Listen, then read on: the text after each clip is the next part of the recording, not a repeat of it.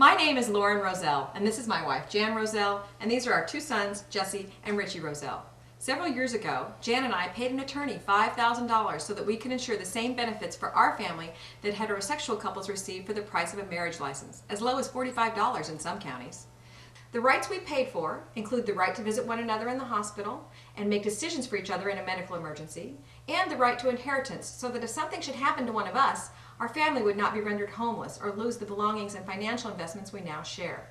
We are blessed to have been able to afford this. Many families like ours cannot, and they live in fear of financial loss of custody, and loss of the privilege for caring for an ill or dying loved one. Last May, our California Supreme Court recognized that it's unconstitutional to make an entire group pay for rights that others receive for a minimal fee. That right is now under attack by Proposition 8, a ballot measure that would eliminate the constitutional right of same-sex couples to marry, thereby depriving an entire sector of our population of a basic civil right. Even incarcerated criminals have the right to marry. Oh, my name is Richie Roselle. I'm 13 years old. These are my moms, and this is my brother. We're an adoptive family. Our moms adopted us when we were 5 years old. We were living in foster care, and all we wanted was a family. I'm proud of my moms. They took us in and cared for us when we had no family. They are a wonderful family. Sometimes kids think it's strange to have two moms, and they say rude things. I hear words like "that's gay" and "queer," "fag," or "homo" at school and at camp.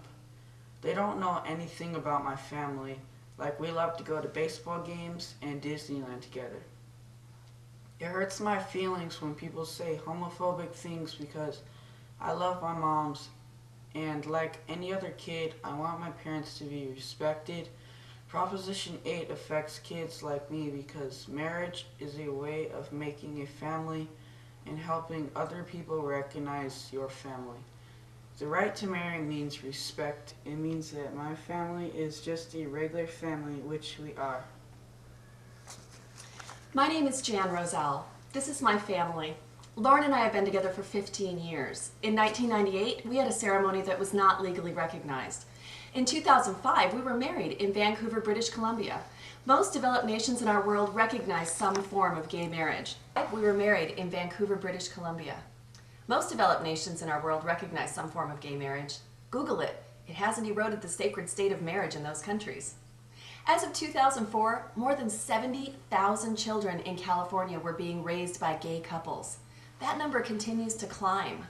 Every study conducted by reliable sources, every study that has been peer-reviewed by experts and published in reputable academic journals has confirmed that children being raised by gay parents fare no worse than children raised by heterosexual parents in terms of self-esteem, mental health, and social development.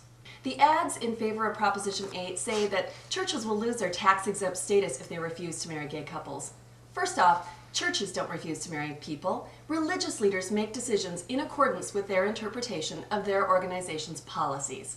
This means that many Catholic priests refuse to marry couples if one or more members of the couple has been divorced in the past.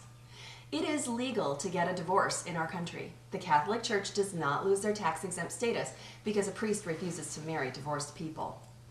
Many clergy members refuse to marry couples who are not of their faith. Clergy always reserves the right not to perform a marriage if they feel that doing so would be in conflict with their values or would do harm. Second, the proponents of Prop 8 would have you believe that schools will be compelled to teach homosexuality if we retain our marriage rights. There is no heterosexuality unit taught at school that would somehow be compromised or altered in a state with same-sex marriage rights. I know this because we volunteer at our children's school. We always have. We're involved parents who care about our children's education. Sex ed in the public schools educates kids about how contraception works. No need to teach homosexuality in that curriculum. It also covers disease transmission. Engaging in risky sex acts, but not the gender of the participants, is relevant to disease transmission, and that is discussed. With that said, I'd like to indicate that virtually every teacher our children have had in a total of 4 schools has asked us to share books about families like ours, because they love and respect our family and have learned that our family is like every other family, except we have 2 moms. My name is Jesse Roselle. I'm 8 years old. I'd like you to vote no on Prop 8 for my family.